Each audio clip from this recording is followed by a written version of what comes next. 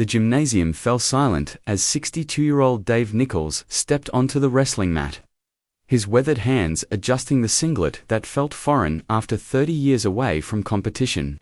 Under the harsh fluorescent lights of Lincoln High's gym in Millerville, Iowa, 300 spectators held their breath, watching this gray-haired man face off against Tommy Rodriguez, a 28-year-old state champion whose muscled frame rippled with youthful confidence. Dave's heart hammered against his ribs as memories flooded back his college wrestling days. The injuries that ended his career, the decades of coaching kids who reminded him of his younger self. The stakes weren't money or fame, they were something deeper, proving to his dying town, his former athletes, and himself, that the fire inside never truly dies. This was small-town Iowa, where wrestling was religion, and second chances were as rare as rain in August. And everyone knew that Coach Nichols was either about to become a legend or a cautionary tale. Time seemed to freeze as the referee raised his hand, ready to signal the start of what would become the most talked-about match in Millerville's wrestling history. Dave closed his eyes for just a moment, feeling the weight of every coaching session, every practice, every young wrestler he'd guided through their own battles, and knew that this moment was about more than just one old man's stubborn pride. What happened next would ripple through the cornfields and coffee shops of Iowa, reminding everyone that sometimes the greatest victories come not from the young and strong, but from those who've learned that giving up is the only real defeat. Hello my friends, before we continue our story, leave your like, share the story, and subscribe to the channel. Thank you. Millerville, Iowa, population 4,200, sat like a forgotten penny between endless cornfields and the distant promise of bigger cities. The town's claim to fame was its wrestling program, a tradition stretching back 60 years through generations of farm boys who learned that hard work on the mat translated to hard work in life. Main Street still had Kowalski's Hardware, Murphy's Diner where coffee cost 50 cents and came with local gossip, and the First National Bank where 3 generations of families had taken out loans for everything from tractors to college tuition. This was a place where high school wrestling matches drew bigger crowds than the county fair, where state tournament brackets were discussed with the same intensity as corn futures. Dave Nichols had called Millerville home for 35 years. First as a young assistant coach fresh out of Iowa State, then as head coach of the Lincoln High Wildcats wrestling team. His small ranch house on Elm Street, with its faded blue siding and perpetually broken screen door, sat just 2 miles from the school where he'd spent most of his adult life. The walls inside were covered with team photos spanning 3 decades kids he'd coached who'd gone on to college scholarships, state championships, and lives far beyond Iowa's borders. His wife Margaret had passed 5 years earlier, leaving behind an empty house and a man who threw himself even deeper into coaching, finding purpose in shaping young wrestlers, the way his college coach had once shaped him. The Nichols family tree was rooted deep in Iowa, soil his grandfather had farmed the same land that now lay under the Walmart parking lot. His father had worked the grain elevator until his hands gave out, and Dave himself had wrestled at Iowa State before a torn ACL and 3 surgeries ended his competitive dreams at 22. He'd married his college sweetheart, Margaret Flynn, and together they'd built a life around the rhythms of wrestling season and summer camps, homecoming games and state tournaments. They'd never had children of their own, but Dave had mentored hundreds of young wrestlers, watching them grow from awkward freshmen into confident young men ready to take on the world. Wrestling in Millerville wasn't just a sport, it was a rite of passage, a way for farm boys and small-town kids to prove they had what it took to succeed beyond the cornrows. The high school gymnasium, built in 1978 with money raised through bake sales and community dinners, featured banners commemorating 2 state team championships and 17 individual state champions, all coached by Dave Nichols. Friday night dual meets packed the gym with farmers still in their work clothes, mothers clutching homemade signs, and former wrestlers who drove hours to watch their old coaches' newest crop of athletes battle schools from Cedar Rapids and Des Moines. Dave's daily routine had remained unchanged for years. 5:30 a.m. coffee at Murphy's Diner with the other early risers, discussing weather and wrestling with equal passion. Mornings were spent teaching PE classes to kids who called him coach, even when he was demonstrating volleyball serves to sophomore girls. Afternoons belonged to wrestling practice, where he drilled takedowns and escapes with the same intensity he'd learned as a college athlete. Evenings found him grading papers at his kitchen table. The silence of his empty house broken only by the tick of Margaret's old grandfather clock and the distant sound of trains carrying Iowa grain to distant markets. But this particular autumn morning in October 2023, Dave's routine was interrupted by a conversation that would change everything. At Murphy's Diner, over his usual black coffee and wheat toast, local insurance agent Bill Henderson mentioned the upcoming Masters Wrestling tournament in Cedar Rapids, a new event for wrestlers over 40 who wanted to compete again. Hell, Dave, Bill had laughed, stirring sugar into his coffee. You're in better shape than half the guys my age. You ought to show these young bucks how it's done. The comment was meant as a joke, but it planted a seed in Dave's mind that would grow into an obsession he couldn't shake. The Masters Wrestling Tournament flyer appeared on Dave's desk the next Monday, placed there by Tommy Chen, his assistant coach and former wrestler who'd graduated in 2015. Tommy had found it online and printed it out, knowing his old coach well enough to recognize the spark that had appeared in Dave's eyes during practice all week. The tournament was scheduled for December 15th in Cedar Rapids, open to wrestlers over 40 with divisions based on age groups, 40 to 49, 52-59, and 60 and over. Registration fee was $50, and competitors needed proof of a recent physical and liability waiver. Coach Tommy had said with a grin, "You've been looking at that flyer for 20 minutes. Either throw it away or sign up, but quit torturing yourself."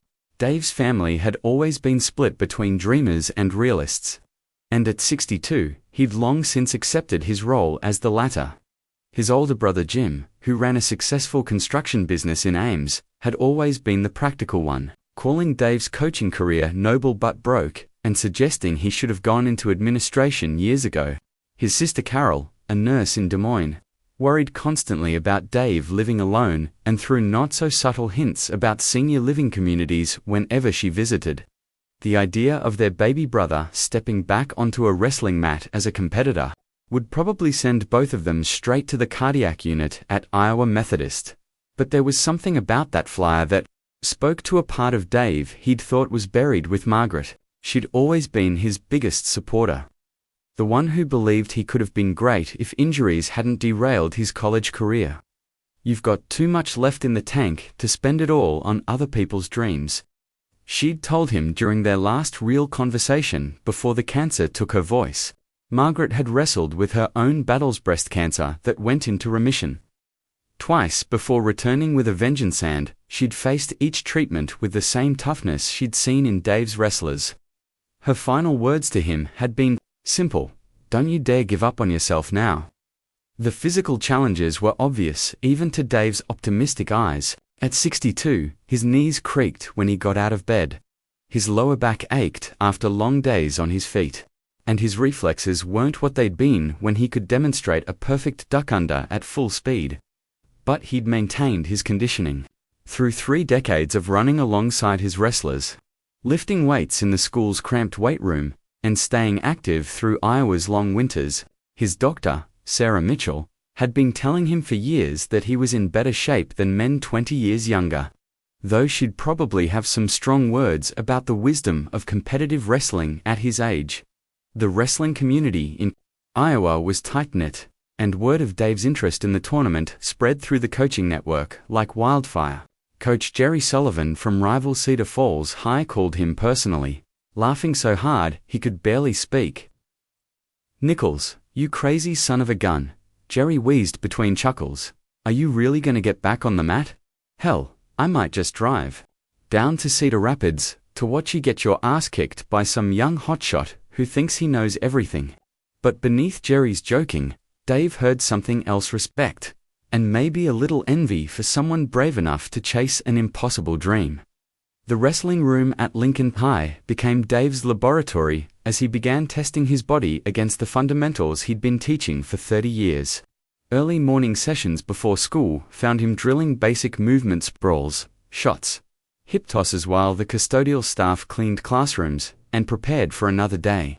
His movements were rusty, but technically sound, muscle memory kicking in as he worked through techniques he'd performed thousands of times as a young athlete. The soreness that followed was both familiar and foreign, reminding him of college training sessions, while highlighting just how much his body had changed over 3 decades. Tommy Chen became his unofficial training partner, though the 26 former state qualifier was careful not to go full intensity against his old coach. "You're still smooth, coach," Tommy observed after a light drilling session, "but you're gonna need to build up that wrestling conditioning. Teaching technique and competing are 2 different animals. You know?" Dave knew Tommy was right. Conditioning for wrestling was unlike any other sport, requiring explosive power, flexibility, and the ability to maintain technique while exhausted. He had for months to prepare his 62-year-old body for 6 minutes of the most intense physical competition known to mankind. The decision point came on a snowy Tuesday evening in late October, as Dave sat alone in his kitchen staring at the tournament registration form. The house felt especially empty that night, with wind rattling the windows and the grandfather clock marking time with its steady rhythm. He picked up his phone 3 times to call his brother Jim, then set it down, knowing Jim would launch into a lecture about acting his age and having nothing left to prove.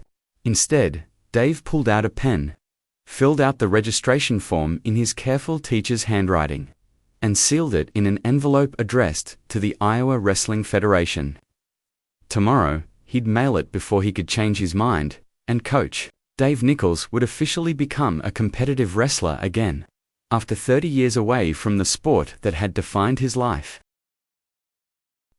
The transformation of Dave Nichols from wrestling coach to wrestling competitor began at 5 a.m. on November 1st, when his alarm clock shattered the silence of his farmhouse with the urgency of a fire bell.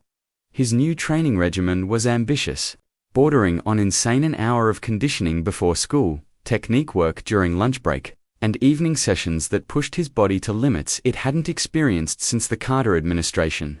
The Lincoln High Wrestling Room became his monastery, a sacred space where he rediscovered muscles he'd forgotten he owned and confronted the harsh reality that coaching, wrestling, and competing in wrestling were separated by an ocean of physical and mental demands. Dr. Sarah Mitchell had reluctantly cleared him for competition after a physical exam that included stern warnings about injury risk, recovery time, and the general foolishness of competitive athletics at his age. "Dave," she'd said, reviewing his blood pressure and flexibility tests, "medically speaking, you're healthier than most men my age. But if you blow out a knee or separate a shoulder, don't come crying to me about how I should have stopped you." She'd prescribed a training program that emphasized injury prevention and gradual conditioning increases, reminding him that his biggest enemy wasn't any opponent, it was his own stubborn refusal to acknowledge his limitations.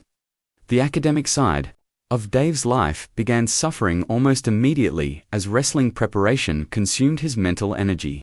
Lesson plans became afterthoughts, grading papers stretched into late-night marathons, and his usually meticulous classroom management grew slack as his mind wandered to technique adjustments and training schedules. Principal Janet Morrison, a former student who'd known Dave for 20 years, pulled him aside after Thanksgiving break with concerns about his performance. "Coach, I know you're working on something, but your PE classes are starting to look like study halls and parents are asking questions. Whatever's going on, you need to find a better balance or we're going to have problems." Social dynamics at school shifted as word of Dave's wrestling comeback spread through the teenage rumor mill faster than a spring tornado. Some students thought it was awesome that their old coach was stepping back into competition, offering encouragement and asking for updates on his training. Others, particularly the current wrestlers, worried that Coach Nichols was having some kind of midlife crisis that might affect their season. Senior captain Marcus Thompson, bound for Iowa on a wrestling scholarship, approached Dave after practice with teenage tact. "Coach, are you sure about this tournament thing?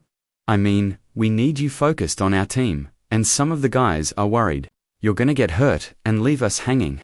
Physical obstacles mounted as November turned to December, and Dave's body began breaking down under the stress of intensive training after years of moderate activity. A strained groin muscle cost him a week of hard training, forcing him to modify his technique work and rely more on experience than athleticism.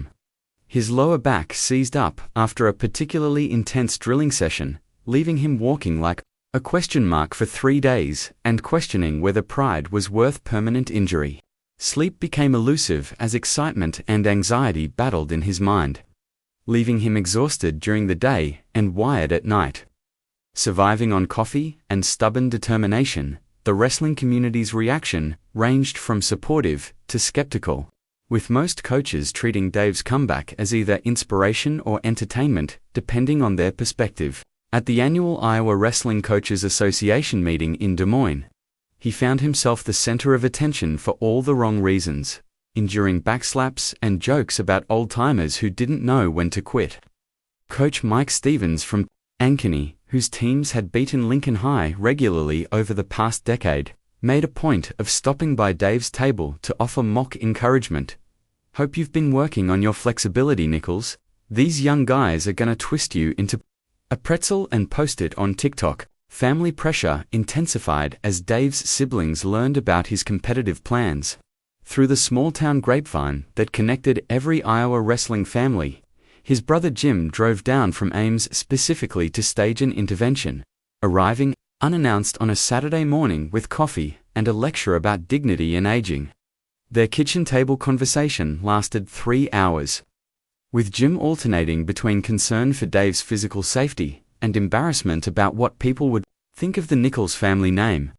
"Damn it, Dave," Jim had said, his voice cracking with emotion. "Margaret's been gone 5 years, and I think you're still trying to prove something to her that doesn't need proving." The rock-bottom moment came during a scrimmage with Tommy Chen, 2 weeks before the tournament, when Dave's conditioning failed him completely in the third period of a practice match. Gasping for air that wouldn't come, his technique dissolving into desperate survival mode, Dave found himself pinned by his former student in a move so basic it belonged in a youth wrestling manual. Lying on his back, staring at the gym water-stained ceiling tiles, Dave felt every one of his 62 years pressing down on his chest like a lead blanket. Tommy helped him to his feet with the kind of gentle respect reserved for the elderly and the defeated. And for the first time since registering for the tournament, Dave Nichols wondered if everyone else was right, and he was just a foolish old man chasing ghosts in a singlet that no longer fit. Asterisk. The revelation came not in the wrestling room or during a training session, but in the most unlikely place possible, the Millerville Community Center during the annual Christmas potluck dinner. For wrestling families, Dave had almost skipped the event, still nursing his wounded pride from the disastrous scrimmage with Tommy, but longtime tradition and social obligation had dragged him through the door of the packed gymnasium, where red and green streamers competed with wrestling banners for wall space. 3 generations of wrestlers and their families filled folding tables laden with hot dish, green bean casserole, and enough desserts to stock a small bakery, creating the kind of warm community atmosphere that made small-town Iowa feel like the center of the universe, sitting alone at a corner table, picking at Margaret's famous chocolate chip cookie recipe that someone else had made this year. Dave found himself surrounded by ghosts of wrestling seasons past. Former wrestlers, now adults with families of their own, stopped by to share memories of state tournaments, championship seasons, and life lessons learned in the Lincoln High wrestling room. Jake Morrison, class of '95, pulled up a chair to tell Dave how wrestling discipline had helped him build a successful plumbing business in Cedar Rapids. Sarah Chen, Tommy's older sister and class of '98, credited Dave's mentorship with giving her the confidence to become the first person in her family to graduate from college. One by one, they came accountants and farmers, teachers and mechanics, all carrying pieces of wisdom Dave had shared during their teenage years. The moment that changed everything came when 8-year-old Emma Rodriguez approached Dave's table with the fearless curiosity that only children possess. Emma's older brother was a sophomore on the wrestling team, and she'd been hearing whispers about Coach Nichols planning to wrestle in some kind of grown-up tournament. "Coach Dave," she'd said in the direct way that children cut through adult complications, "my brother says you're gonna wrestle against young guys and everyone thinks you're too old. But I think it's cool that you're not scared to try something hard. My grandpa says, being brave isn't about not being scared, it's about being scared and doing it anyway." The wisdom of an 8-year-old girl crystallized 30 years of coaching philosophy in a single moment of clarity. Dave had spent decades teaching wrestlers that success wasn't measured by wins and losses, but by the courage to step onto the mat knowing you might fail. He'd preached about the importance of challenging yourself, embracing discomfort, and finding strength in adversity.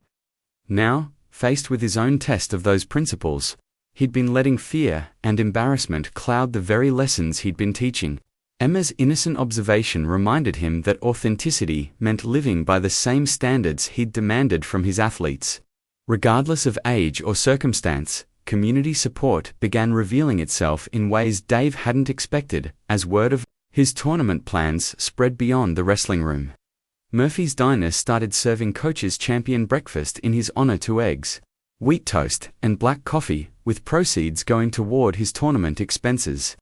Kowalski's Hardware put up a sign wishing him luck, and even the Methodist Church included him in Sunday prayers, asking for protection and strength for their local wrestling legend.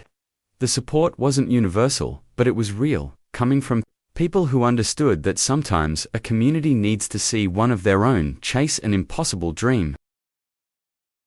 The technical breakthrough came during a late-night phone call with his college coach, Bob Morrison, now retired and living in Arizona, but still sharp enough to cut through Dave's self-doubt with surgical precision. Nichols, the old coach, had growled over the phone after Dave explained his situation.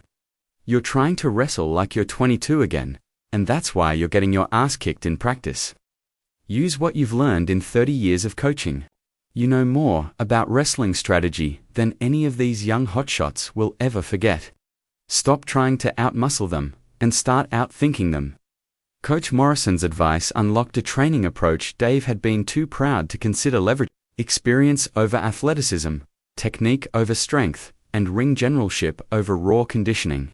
Instead of trying to match the explosive power of younger opponents, Dave began developing a game plan based on defensive wrestling, positioning, and the kind of tactical awareness that only came from decades of studying the sport.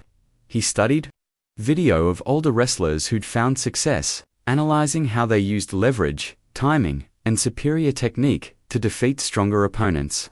His training sessions became chess matches rather than boxing matches, focusing on setups, counters, and the mental aspects of competition that younger wrestlers often overlooked. The final piece of Dave's preparation involved reconnecting with the spiritual side of wrestling that had first drawn him to the sport as a teenager. Wrestling was often called the oldest sport known to mankind, a pure test of human will that stripped away everything except the desire to overcome adversity. In quiet moments before dawn, training sessions, Dave found himself thinking about ancient warriors and modern athletes who'd faced seemingly impossible odds, drawing strength from their examples. This wasn't about proving anything to skeptics or silencing critics. It was about honoring the sport that had defined his life and demonstrating that the fire of competition never truly dies. Training camp for the final 2 weeks became a celebration of everything Dave loved about wrestling, with former wrestlers dropping by to help with preparation and current team members serving as training partners who understood they were part of something special.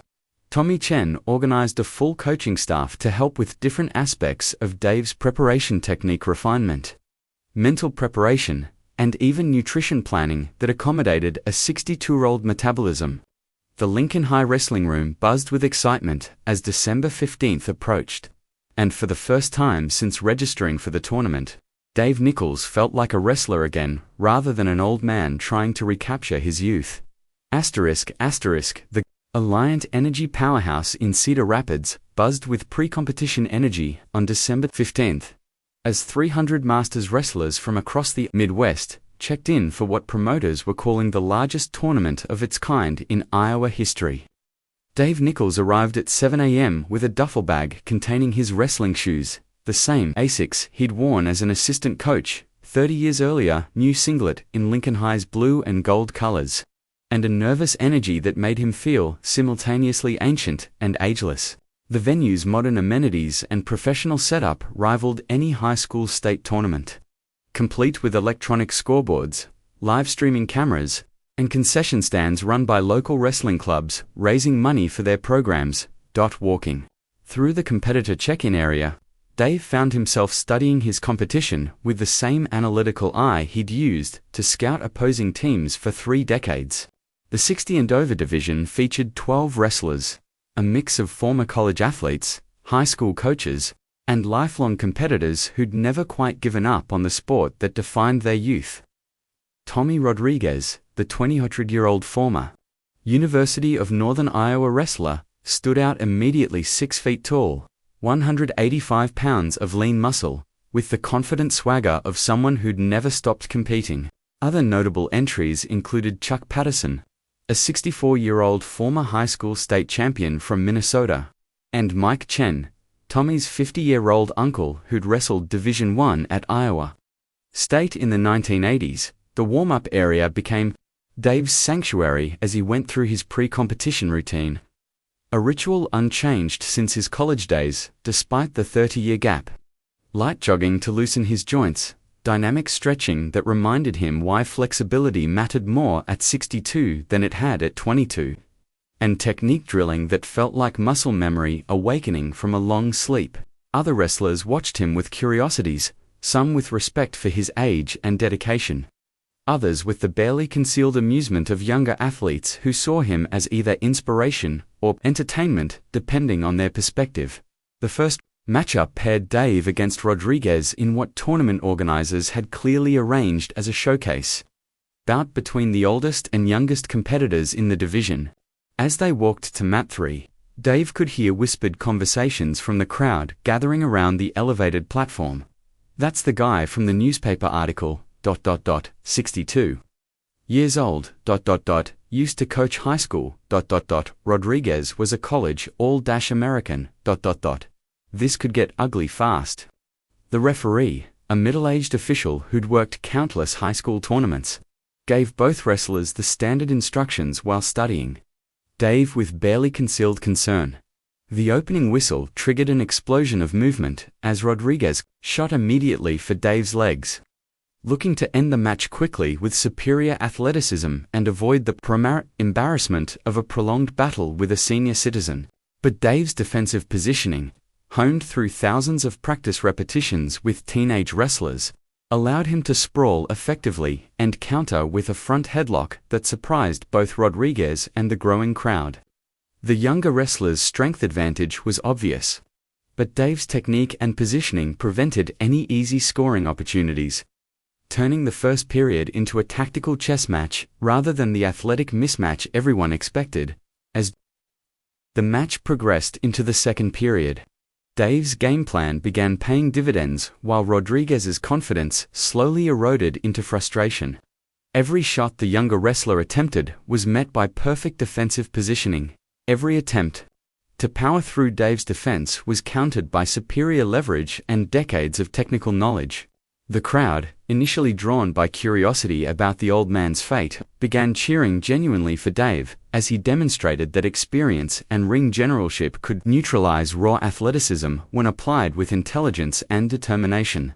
The pivotal moment came with 45 seconds remaining in the third period. Score tied 2-2, when Rodriguez made a critical error born of desperation and fatigue, overcommitting to a double-leg takedown attempt. He left himself vulnerable to Dave's counterattacker.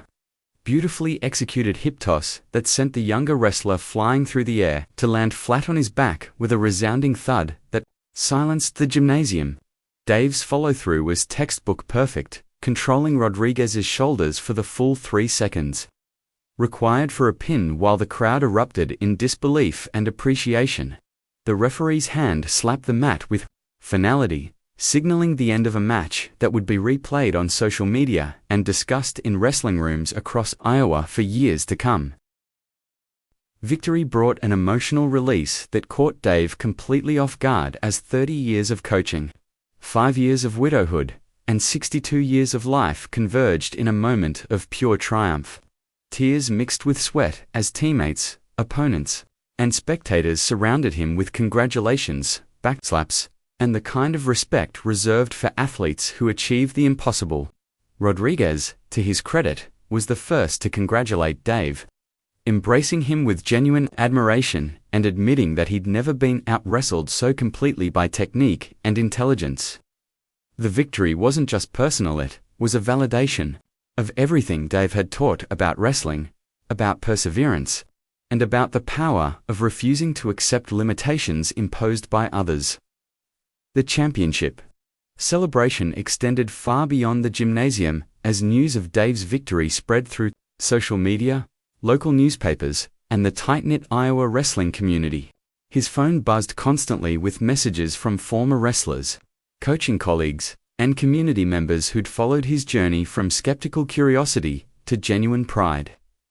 The victory had transformed from one old man's personal quest into a community celebration, proof that small-town Iowa still believed in the power of dreams pursued with dedication and courage.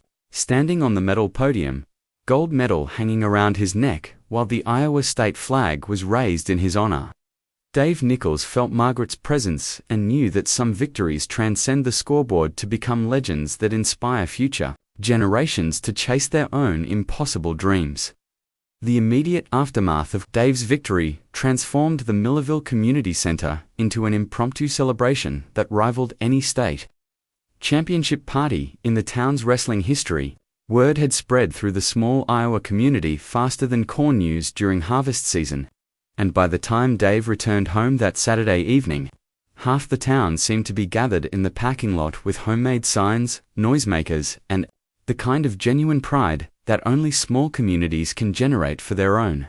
Margaret would have loved seeing Main Street lined with pickup trucks and minivans, their occupants spilling out to congratulate the local hero, who'd proven that age was just a number when backed by determination and proper technique. The long-term impact of Dave's championship rippled through Millerville and the broader Iowa wrestling community in ways no one could have predicted. College recruiting coordinators who'd written off Lincoln High as a small school program began making phone calls about Dave's current wrestlers, interested in athletes who'd been coached by someone with the mental toughness to compete successfully. At 62, the wrestling room that had been Dave's second home for 30 years became a pilgrimage site for older athletes across the Midwest, men in their 40s, 50s, and 60s who wanted to train with the coach who'd proven that competitive fire never truly dies. Tommy Chen was promoted to head coach the following year when Dave accepted a position as Iowa's first state coordinator for Masters Wrestling Development, tasked with building programs that would give older athletes opportunities to compete. Life lessons emerged from Dave's journey that resonated far beyond the wrestling mat, touching everyone who'd witnessed his transformation from cautious retiree to competitive champion.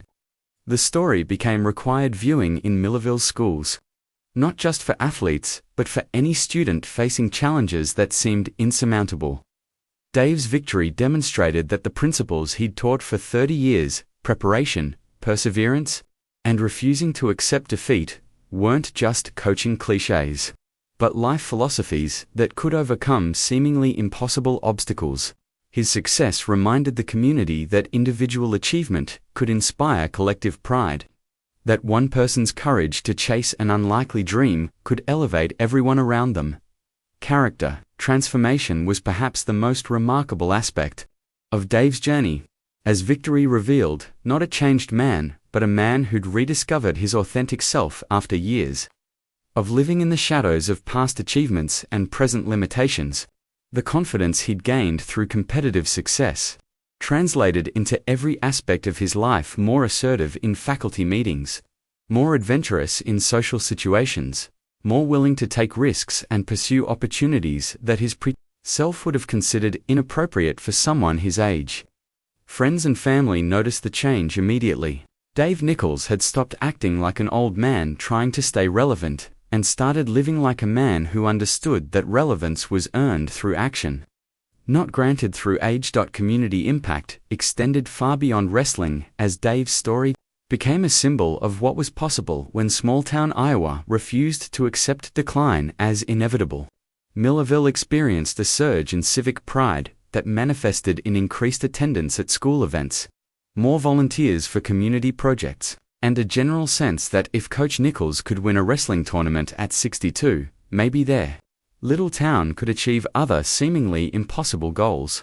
The economic impact was modest, but real wrestling tourism brought visitors to local businesses. Dave's story attracted positive media attention that highlighted Millerville's character, and the renewed community spirit created an atmosphere that attracted young families looking for places where individual achievement was celebrated rather than envied. Universal message of Dave's championship transcended wrestling, sports, and even age-related challenges to speak to anyone who'd ever been told they were too old, too inexperienced, or too unlikely to pursue their dreams. His victory proved that the qualities required for success, dedication, intelligence, courage, and refusal to quit, didn't diminish with age but could actually be enhanced by experience and wisdom. The story resonated particularly strongly with middle-aged Americans facing their own crossroads, reminding them that life's most meaningful chapters often begin when conventional wisdom suggests they should be ending. Standing in his wrestling room 6 months after the tournament, surrounded by photos that now included his championship medal, alongside 30 years of team pictures, Dave Nichols understood that his greatest victory hadn't been defeating Tommy Rodriguez or winning a gold medal. It had been rediscovering that the person he'd always been was still the person he could choose to be, regardless of what anyone else thought was appropriate for a 62-year-old widower from small-town Iowa. Margaret's voice whispered in his memory, reminding him that giving up on yourself was the only real defeat, and Dave smiled, knowing that he'd finally learned to live by the same standards of courage and determination he'd been teaching wrestlers for 3 decades.